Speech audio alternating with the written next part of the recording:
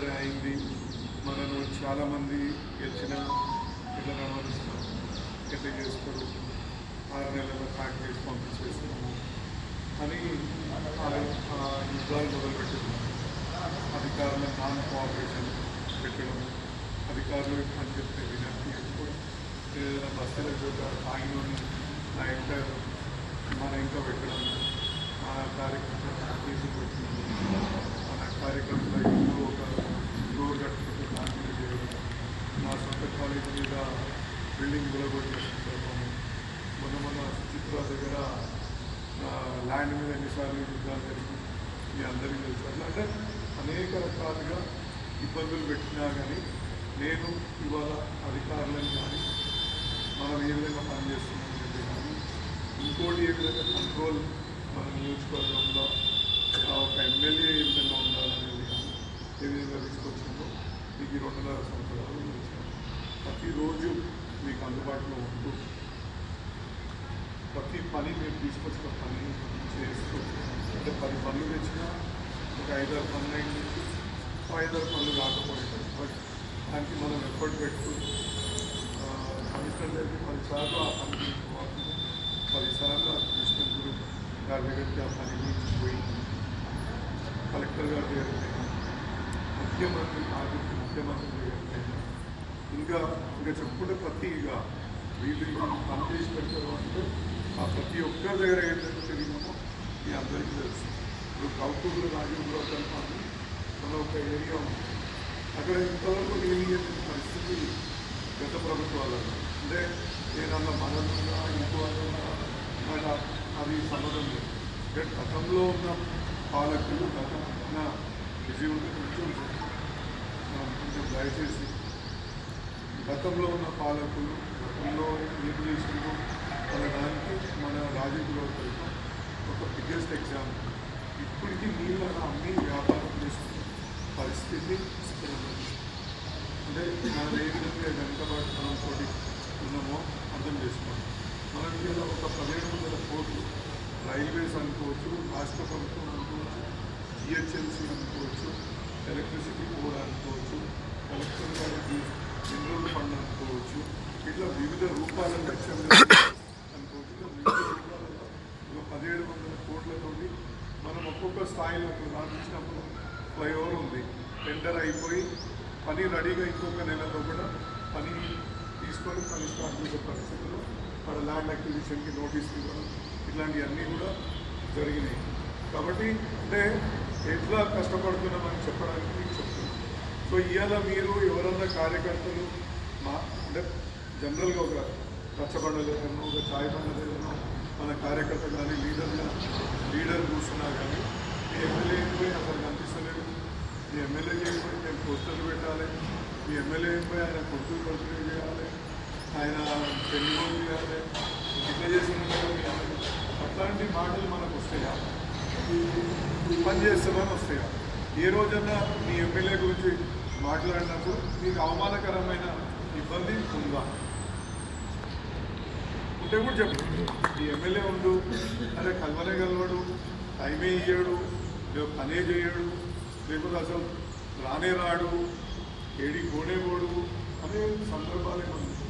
అధికారుల దగ్గర పోయి మనం ఒక రిప్రజెంటేషన్ ఇవ్వడు, ఓ పని కాదు, ఇట్లాంటివి ఏమన్నా ఉంటాయి. అంటే మీకు అవమానకరంగా అంటే ఒక క్యాడర్ పోయి జనరల్గా ఎన్నో దోస్తులు ఉంటాం కదా, కాంగ్రెస్ వాడు ఉంటాడు, అలా బీజేపీ వాడు ఉంటాడు, ఎంఐఎం వాడు ఉంటాడు, లేకపోతే సిపిఎం వాడు ఉంటాడు, ప్రతి ఒక్కడు ఉంటాడు. మనం చూసుకునే మన చుట్టాలన్నా మన ఇంట్లో అన్నింటిలో కూడా వ్యక్తులు ఉంటాం. అక్కడ మీకు ఏమైనా అవమానకరంగా మనం చేసి మీ ఎమ్మెల్యే గురించి మాట్లాడేది ఏమంటారు చూడు, నెత్తి మీద రూపాయి పెడితే ₹10 అమ్మేటోడు ఏదో పడితే అది మాట్లాడుతుంది. కానీ నేను అనేది ఏంటంటే ఒక కనీసం సంస్థతోటి ఇట్లా అని చెప్పేది ఉంటే మీరు నాకు చెప్పండి, దాన్ని కూడా కరెక్ట్ చేసుకోండి. మీకు అవమానకరమైన రీతిలో మీ ఎమ్మెల్యే బిహేవ్ చేయండి. మీ పని విషయంలో పట్టుదలతోటి పనిచేయడానికి నేను సిద్ధంగా మీకు ఏ అవసరాలు ఉన్నా నిలబడడానికి నేను ఇంకా కొన్ని ఏరియాలలో పోలేకపోవచ్చు, మీరు పిలిచిన కొన్ని కార్యక్రమాలకు రాకపోవచ్చు. అంటే నేనైతే ప్రతిరోజు ఆఫీస్లో ఉంటాను, ఇవాళ ఒక్కరోజు కూడా నేను హాలిడే తీసుకోలేదు.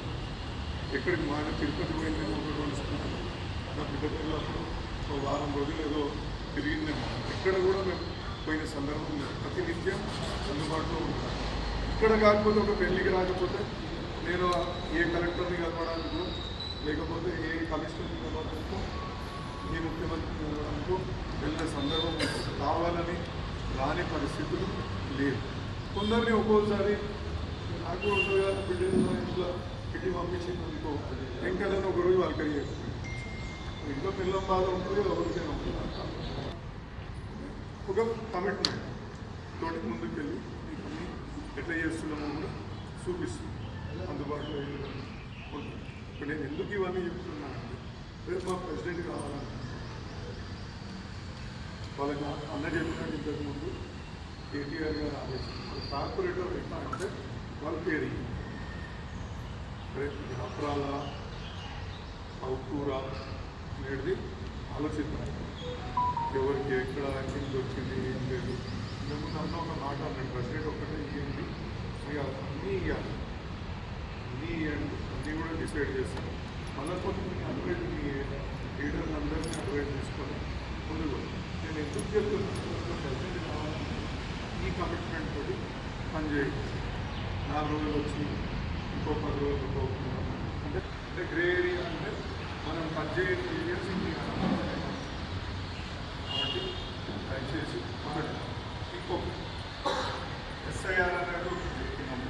ఈ ఎస్ఐఆర్ చాలా డేంజర్. కాంగ్రెస్ కూడా ఇప్పిస్తుంది వాళ్ళకి ఏదో రూపంలో అన్నీ చేస్తుంది. ఒక పొద్దున మందులు లేచి వాళ్ళ ఊళ్ళో దగ్గర కొడుతుంది. ఇప్పుడు అట్లాంటి వాళ్ళందరికీ ఎస్ఐఆర్ చెక్ పెడుతుంది. పోతే మనకు ఫైర్ ఏమంటారు, అన్నీ ఉంది అల్లు రోడ్ల చెట్టు మంచిగా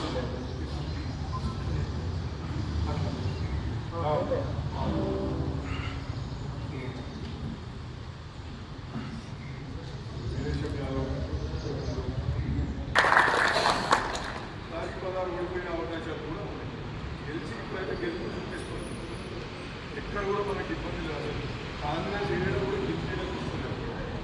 కానీ కాంగ్రెస్కి ఒక అడ్వాంటేజ్ ఏంటంటే వాళ్ళకి అధికార పక్షం అయింది. అధికార పక్షం కాగానే ఒక మొదలు మనం విజయన్ గారు జీకే ప్రైడ్ ఈ రోడ్ వేస్తే లేదా పోయి టీఆర్ఎస్ లేదు అనుకోని, అదే కాంగ్రెస్ ఉంది కాబట్టి మనం మనం అడగలే కదా. అడిగినప్పుడు వాడే చెప్పాం పోయి కాంగ్రెస్ కూర్చుంటాడు. హోంశ్రీ ఎవడు ఉన్నాడు అనుకో, మోడీ అమ్మాయి కలలు వస్తుంది కాదు. రాగానే కూర్చుని పోయా మోడీ కూర్చుంటాడు. మరి మనకి ఎవడేయాలి ఏం ఇంటి చుట్టూ 4 వేలు అయిపోతుంది అందరూ. సో నేనేమంటున్నాను, వీటి నుంచి వచ్చిండు, వీటి నుంచి వచ్చిండు, ఆట నుంచి వచ్చిండు అనేది మనం ఒక ఇది పెట్టకపోతుంది. ఇంకోటి ప్యూర్గా డెమోక్రటిక్ ప్రాసెస్ పెట్టింది. ఎవరైనా నేను నిలబడతాను. ఆ కమిటీలో వీరేశం గారు ఉంటాడు, మన శ్రీధర్ అన్న ఉంటాడు, మన వెంకన్న ఉంటాడు, ఖలీల్ భాయ్ ఉంటాడు, ఇంకా ఇటు సైడ్ అయితే ఇక్కడ వీళ్ళు 4 డివిజన్ ప్రెసిడెంట్ కమిటీ, మహిళా డివిజన్ కమిటీలు కూడా వేస్తారు. అయితే ఇప్పుడు 10 సంవత్సరాల నుంచి 2 సార్లు నేనే ఉన్నాను. ఈసారి నేను ఉండనని చెప్తున్నాను. మన ఇంకెవరికన్నా అవకాశం ఇవ్వాలి. మన లేడీస్లో ఎవరికి ఇంట్రెస్ట్ ఉంటే వాళ్ళు వేసుకోవచ్చు. అట్లాగే డివిజన్ కమిటీ మన కౌన్సిల్ నుంచి కూడా కౌన్సిల్లో కూడా లేడీస్ ఉన్నారు, అక్కడ కూడా ఉంటారు. ఇక ఎవరి దాన్ని బట్టి వాళ్ళు వేస్తారు. ఎవరికి ఇవ్వాలి, ఎవరికి ఇవ్వాలి వాళ్ళు కూడా చూస్తారు. అంటే ఈ జనంలో పనిచేసే వాళ్ళు ఎవరు, మరి అందరినీ మోటివేట్ చేసుకొని వెళ్ళాలి. ప్రతి ఒక్కరిని కూడా నేను ప్రెసిడెంట్ అయినా అంటే నేనే అని కాకుండా అందరినీ కూడా కలుపుకొని వస్తురా లేదా మీటింగ్లకి కానీ పనులకు కానీ ఊర్లో ఏదన్నా పని ఉన్నా కూడా ఉండి నిలబడి చేసేటట్టు ఉండాలి. నేనైతే లేడీస్లో ఉన్నందుకు నేనేం చేసిన ఊర్లో అందరికీ కూడా తెలుసు. ఈసారి నేనైతే ఉండట్లేదు, మిగతా ఎవరన్నా కూడా ఉండొచ్చు. ఇంకొకటి ఏంటంటే నేను ఒక్కనే ఉన్నా, నేను ఒక్కదాన్నే ఉన్నా, నా ఎంబడి ఇంకెవరు రావద్దు అన్న ఒక ఉండొద్దు. అంటే పార్టీ నాతోని ఇంకోరుతోని నడుస్తుంది అన్నీ మనం అనుకోవచ్చు. నా ఎంబడి ఇంకొక 10 మంది, వాళ్ళ ఎంబడి ఇంకో 10 మంది లేకుండా కానీ సార్ అందరితోని అందరు వాళ్ళని ఒక పార్టీ పరంగా కాకుండా మన సమస్య ఇది ఉంది, ఇది కాదండి అని ప్రతి లీడర్ని కలిసి, అది నాకు చాలా నచ్చింది. ప్రతి లీడర్ని కలిసి మన సమస్యలు చెప్పి పోరాడి మనకి ఆయన చేతిని ఇస్తున్నాడు. సో మనం ఎప్పుడు బ్యాక్ స్టెప్ వేయకుండా ముందుకు వెళ్తేనే మన విజయం ఎప్పుడు మన సక్సెస్ మన ఇంట్లోనే ఉంటుంది అనేది.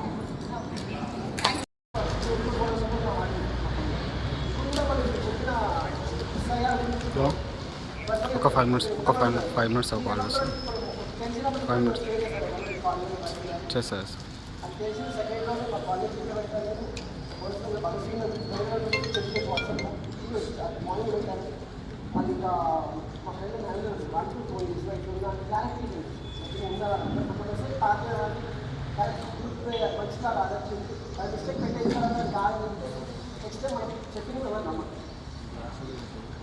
సో ఏదో ఉన్నా కూడా పబ్లిక్ వెళ్ళాలి. ఫస్ట్ మనం షేర్ చేయాలి. ఇంట్లో ఉన్న మన బయటకు వచ్చి పని మనిషి కానీ చెత్త అబ్బాయి కానీ వాళ్ళందరూ కూడా చెప్తూ ఉండాలి. చేసుకున్న చాలా తెలుసుకుంటే చాలా మోటాలిటీ ఉంటుంది. అదొకటి ప్రెసిడెంట్ అనే ప్రాసెస్ ఎంత అంటున్నామంటే మన వాళ్ళ మంచి పర్సన్కి ప్రెసిడెంట్ ఆలోచించి ఇస్తే అంటే వాళ్ళ గురించి ఫీడ్బ్యాక్ మన కాలనీలో కూడా తెలుసుకోవాలి. నేను పార్టీ కాదు మా కాలనీలో